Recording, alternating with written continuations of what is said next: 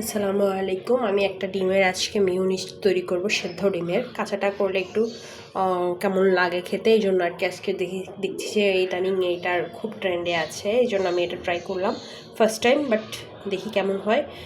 ইনগ্রিডিয়েন্টসগুলো দিয়ে দিব। সিদ্ধ ডিমটা আমার ফেটে গেছে দেখে এরকম অবস্থা, বাট ওকে নিয়ে নিলাম। দিয়ে দিব গুঁড়ামরিচ সামান্য, একদমই সামান্য, দেখে বোঝা যাচ্ছে কতটুকু দিচ্ছি।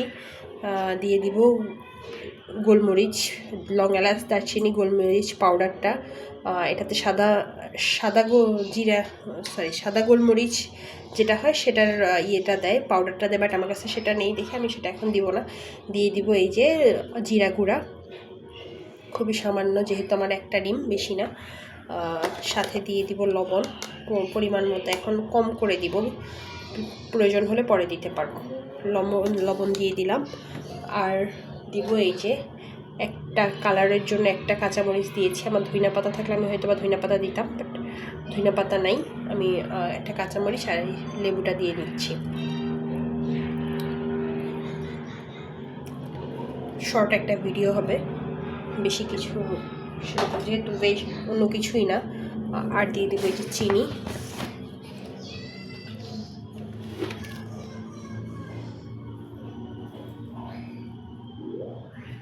চিনিটা দিয়ে দিলাম।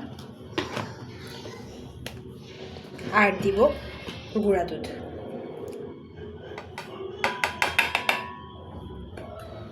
গুঁড়া দুধ দিয়ে দিব।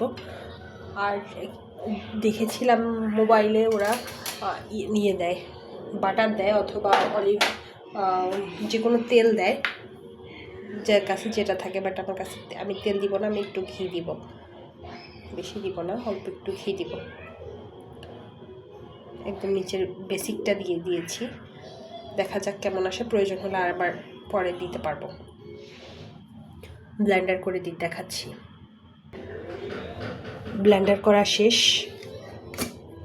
This is the final look. Serve করে দেখাচ্ছি।